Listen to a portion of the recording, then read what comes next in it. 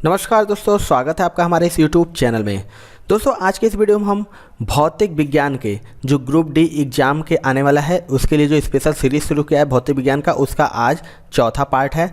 इससे पहले भी मैंने 3 पार्ट तक अपलोड किया हुआ है। अगर आपने उसे नहीं देखा है तो आप प्लेलिस्ट में जाके उसे ज़रूर से ज़रूर देख लीजिएगा, क्योंकि आपके जो आने वाला एग्जाम है ग्रुप डी का उसके लिए बहुत ही महत्वपूर्ण है। दोस्तों अगर आपको वीडियो पसंद आए तो एक लाइक ज़रूर करिएगा। चैनल पे हमारे नए हैं तो चैनल को ज़रूर सब्सक्राइब कर लीजिएगा, क्योंकि हम लगातार ग्रुप डी एग्ज़ाम की तैयारी कर रहे हैं जो कि आपका आने वाला मोस्ट इम्पॉर्टेंट एग्ज़ाम है।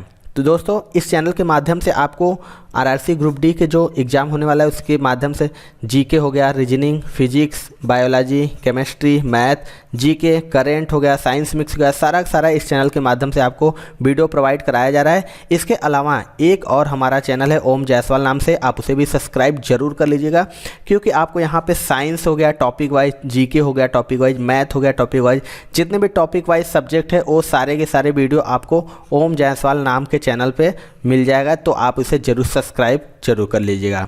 तो चलिए दोस्तों आज के वीडियो स्टार्ट करते हैं। देखते हैं सबसे पहला क्वेश्चन क्या है। किसी सदिश का परिमाण कभी नहीं हो सकता है।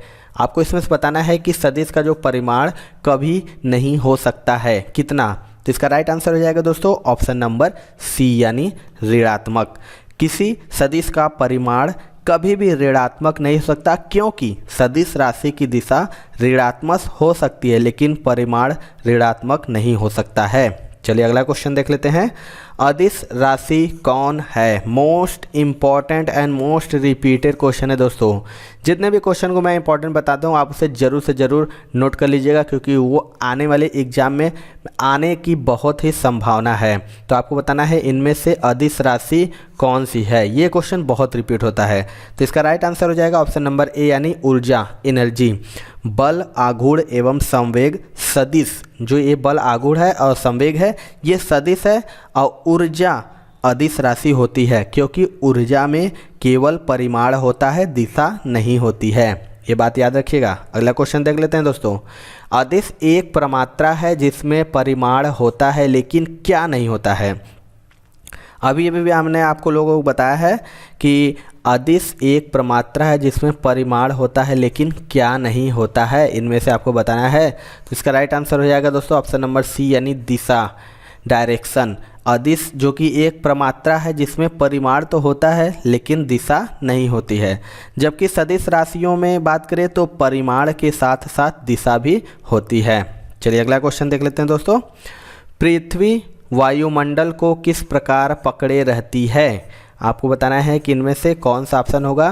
पृथ्वी जो है वायुमंडल को किस प्रकार पकड़े रहती है। इसका राइट आंसर हो जाएगा ऑप्शन नंबर ए, यानी गुरुत्वाकर्षण से।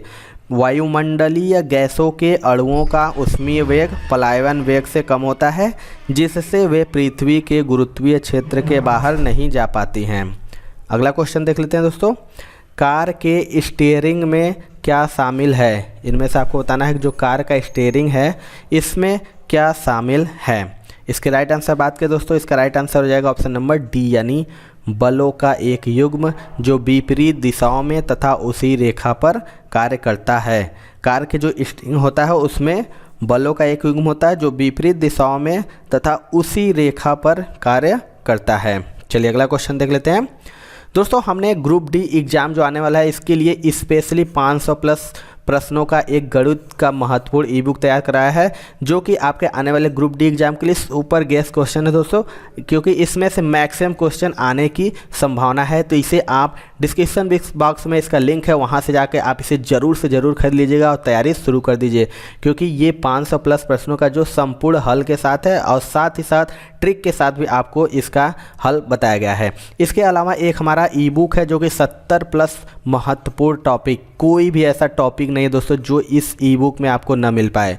तो 70 प्लस महत्वपूर्ण टॉपिक है जो कि आने वाले ग्रुप डी के एग्जाम हो या और भी किसी भी एग्जाम के लिए ऑल इन वन ये ई बुक है। तो आप इसे भी ज़रूर से ज़रूर खरीद लीजिएगा। इसका भी लिंक आपको डिस्क्रिप्शन बॉक्स में मिल जाएगा। अगला क्वेश्चन देख लेते हैं। कोई वस्तु अधिकतम भारशील हो जाती है। आपको बताना है कि कोई वस्तु है अधिकतम भारशील कहाँ पर हो जाती है। इसके राइट आंसर बात करें तो इसका राइट आंसर हो जाएगा ऑप्शन नंबर डी, निर्वात में। किसी वस्तु का जो भार होता है mg में होता है, वस्तु पर उत्क्षेपण बल कार्य करने की दशा में आभासी भार कम हो जाता है, जबकि निर्वात में कोई उत्क्षेपण बल न लगाने के कारण भार अधिकतम होता है। चलिए अगला क्वेश्चन देख लेते हैं। न्यूटन प्रति किग्रा मात्रक है। आपको बताना है इनमें से जो न्यूटन प्रति किग्रा है वो किसका मात्रक है। इसका राइट आंसर हो जाएगा ऑप्शन नंबर ए यानी त्वरण का। आपको बता दें कि त्वरण का जो मात्रक होता है वो न्यूटन प्रति किग्रा होता है। त्वरण एसआई पद्धति का मात्रक है, जबकि अगर बल की बात करें, बल का मात्रक न्यूटन तथा उष्मा हो जाता है, और कार्य अथवा ऊर्जा का मात्रक जो हो जाता है, कार्य और ऊर्जा का मात्रक क्या होता है, तो ये जूल हो जाता है दोस्तों। चलिए अगला क्वेश्चन देख लेते हैं। एक अंतरिक्ष यात्री पृथ्वी की तुलना में चंद्र पर अधिक ऊंची छलांग लगा सकता है, क्योंकि आपको बताना है कि एक अंतरिक्ष यात्री जो अंतरिक्ष में जाते हैं वो पृथ्वी की तुलना में चंद्र तल पर अधिक ऊंची छलांग लगा सकता है, क्योंकि इसमें से आपको बताना है। तो इसका राइट आंसर जो हो जाएगा दोस्तों ऑप्शन नंबर सी यानी चंद्र तल पर गुरुत्वाकर्षण बल पृथ्वी तल की तुलना में अत्यल्प है। एक अंतरिक्ष यात्री जब पृथ्वी तल की तुलना में चंद्र तल पर अधिक ऊंचाई छलांग लगा सकता है, क्योंकि चंद्र तल पर गुरुत्वाकर्षण बल यानी जो जी होता है पृथ्वी तल की तुलना में अत्यल्प है, इसी कारण होता है। अगला क्वेश्चन देख लेते हैं। चंद्रमा की सतह पर, मोस्ट इंपॉर्टेंट ये क्वेश्चन है दोस्तों, चंद्रमा की सतह पर क्या होता है, आपको इसमें से बताना है। तो इसका जो राइट आंसर हो जाएगा दोस्तों ऑप्शन नंबर बी हो जाएगा, द्रव्यमान स्थिर रहता है और केवल भार कम हो जाता है। द्रव्यमान जो कि स्थान निक्षेप होता है, अर्थात द्रव्यमान सर्वत्र समान होता है। भार का मान गुरुत्वीय त्वरण पर निर्भर करता है, चूँकि चंद्रमा पर गुरुत्वीय त्वरण पृथ्वी पर के गुरुत्वीय त्वरण का 1/6 भाग होता है, अतः चंद्रमा पर भार की पृथ्वी पर के भार का 1/6 होगा। चलिए अगला क्वेश्चन देख लेते हैं। अश्व यदि एकाएक चलना प्रारंभ कर दे तो अश्वारोही के गिरने की आशंका का क्या कारण है। आपको बताना है कि घोड़ा, अश्व माने घोड़ा होता है, यदि एकाएक चलना प्रारंभ कर दे तो जो उस पर बैठा रहता है उसके गिरने की आशंका का क्या कारण है। तो इसका राइट आंसर हो जाएगा दोस्तों ऑप्शन नंबर सी यानी विश्राम जड़त्व। अश्व यदि एकाएक चलना प्रारंभ कर दे तो अश्वारोही के गिरने की आशंका का कारण विश्राम जड़त्व होता है, क्योंकि एकाएक चलने के कारण अश्वारोही के शरीर के ऊपर का भाग जो स्वतंत्र होता है पीछे गिर सकता है, क्योंकि अश्वारोही के शरीर का ऊर्ध्व भाग विराम के जड़त्व के कारण विराम अवस्था में बना रहता चलता है। अगला क्वेश्चन देखते हैं। यदि किसी गेंद को ऊर्ध्वाधर रूप से ऊपर फेंका जाए तो गुरुत्वीय त्वरण क्या होगा। आपको बताना है कोई गेंद अगर ऊर्ध्वाधर रूप से ऊपर फेंका जाए तो गुरुत्वीय त्वरण क्या होगा। इसका राइट आंसर हो जाएगा ऑप्शन नंबर ए यानी गेंद की गति की विपरीत दिशा में होगा, यदि गुरुत्वीय त्वरण सदैव पृथ्वी के केंद्र की ओर लगने वाला बल होता है। चलिए अगला क्वेश्चन देख लेते हैं दोस्तों। कोई साइकिल सवार किसी मोड़ में घूमता है तो वह, most important and most repeated exam में ये, मैक्सिमम एग्जाम में ये क्वेश्चन जरूर आता है दोस्तों कि कोई साइकिल सवार किसी मोड़ में घूमता है तो वह, ऑप्शन जानते हैं, देख लेंगे। तो इसका राइट आंसर बात करें दोस्तों, इसका राइट आंसर हो जाएगा ऑप्शन नंबर सी यानी भीतर की ओर झुकता है। आपको बता दें यदि कोई साइकिल सवार किसी मोड़ में घूमता है तो वह भीतर की ओर झुकता है तथा अपनी गति कम कर लेता है, जिससे वह अभिकेंद्रीय बल से अपने भार को संतुलित कर सके और गिरने से बच सके। चलिए अगला क्वेश्चन देख लेते हैं दोस्तों।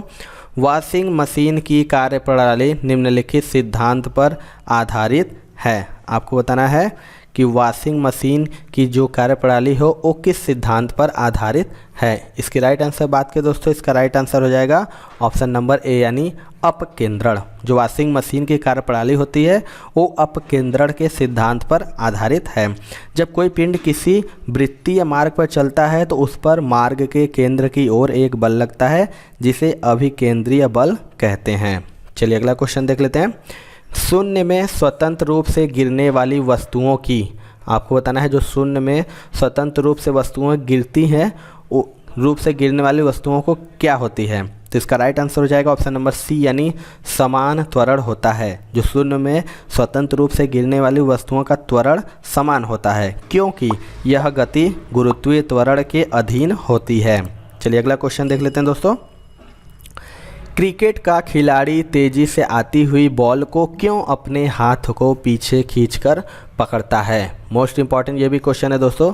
आपको बताना है कि जब क्रिकेट सभी लोगों ने देखा होगा तो जब खिलाड़ी तेज़ी से आती हुई बॉल को अपने हाथ को मतलब कैच जो लोगते हैं तो पीछे की ओर खींचकर पकड़ता क्यों है। तो इसका जो राइट आंसर हो जाएगा ऑप्शन नंबर डी हो जाएगा। हो सकता है कि उसे अधिक बल लगाने के लिए समय मिल जाए। तो आपको बता दें जब खिलाड़ी गेंद को रोक लेता है तो गेंद का संवेग शून्य हो जाता है। संवेग परिवर्तन के लिए खिलाड़ी गेंद को जितने अधिक समय में रोकेगा आवेग देने के लिए उतना ही बल लगाना पड़ेगा। इसलिए वह गेंद को अंगुलियों के बीच आते ही अपना हाथ पीछे की ओर खींच लेता है जिससे कि वह गेंद पर अधिक समय तक बल लगा सके। चलिए अगला क्वेश्चन देख लेते हैं। जड़त्व आघूर्ण का मात्रक क्या है। आपको बताना है, ये भी मोस्ट इंपॉर्टेंट क्वेश्चन है कि जो जड़त्व आघूर्ण है उसका मात्रक क्या है। तो इसका राइट आंसर बात करें दोस्तों, इसका राइट आंसर हो जाएगा ऑप्शन नंबर सी।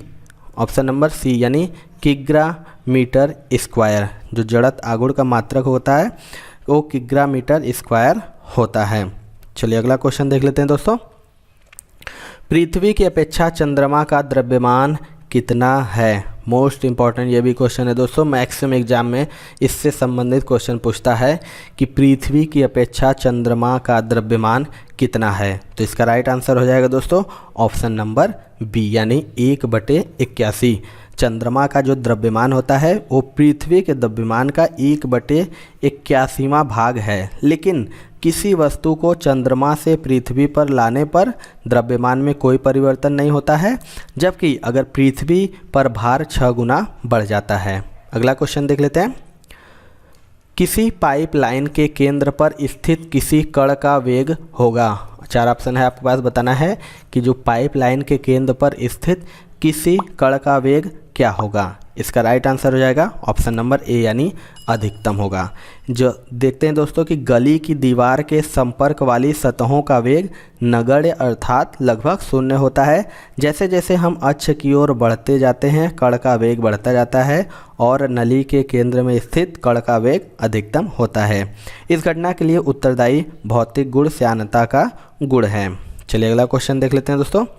20 किग्रा की वस्तु को जमीन से 1 मीटर उठाए रखने में किया गया कार्य है। आपको बताना है जो 20 किग्रा की अगर वस्तु जमीन से 1 मीटर उठाए रखने में किया गया कार्य है तो आपको बता दें इसका राइट आंसर हो जाएगा ऑप्शन नंबर ए यानी 0 जूल। आपको बता दें कि किसी वस्तु को निश्चित ऊंचाई पर उठाए रखने में कोई कार्य नहीं होता है क्योंकि इस अवस्था में विस्थापन 0 होता है, अतः कार्य भी 0 होगा। चलिए अगला क्वेश्चन देख लेते हैं। एक उड़ते हुए चक्के की प्रति सेंटीमीटर घूर्णन किससे मापी जाती है। आपको बताना है इनमें से जो चक्के की घूर्णन होती है वो किससे मापी जाती है। तो इसके राइट आंसर बात करें दोस्तों, इसका राइट आंसर हो जाएगा ऑप्शन नंबर डी यानी स्ट्रोबोस्कोप। एक उड़ते हुए चक्के की प्रति सेकंड घूर्णन स्ट्रोबोस्कोप द्वारा मापी जाती है।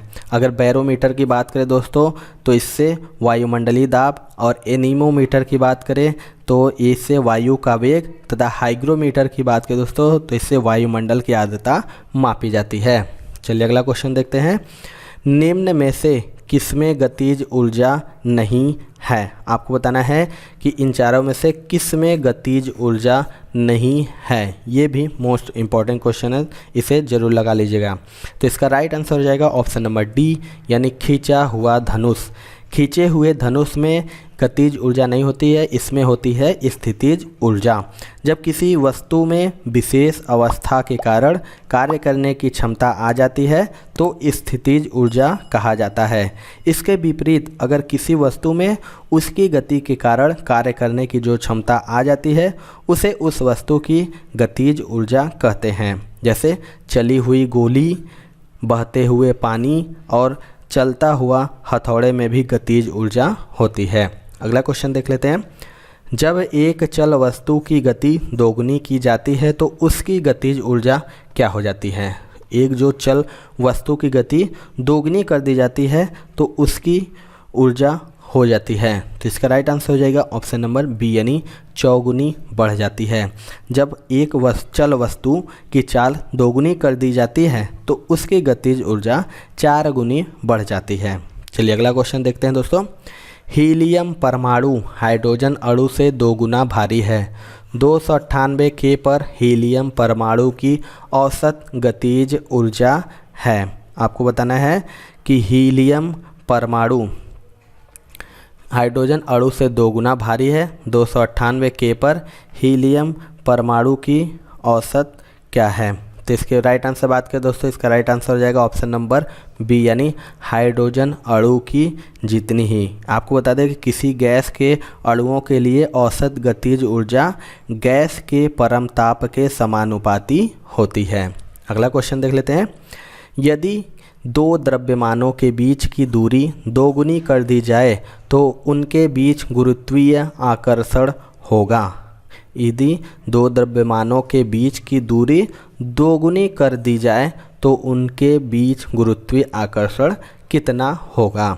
इसका जो राइट आंसर हो जाएगा दोस्तों ऑप्शन नंबर डी हो जाएगा यानी 1/4।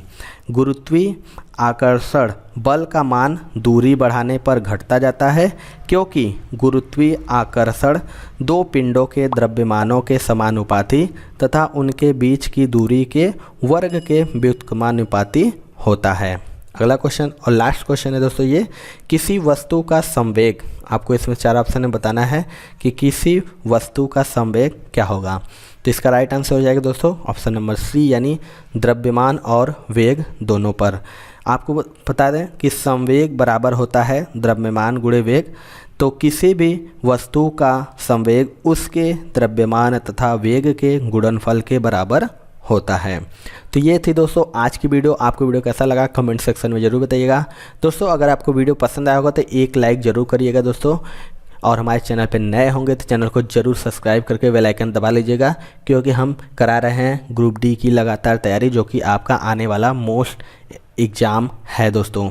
तो मिलते हैं दोस्तों अपने अगले वीडियो में, तब तक के लिए जय हिंद जय भारत।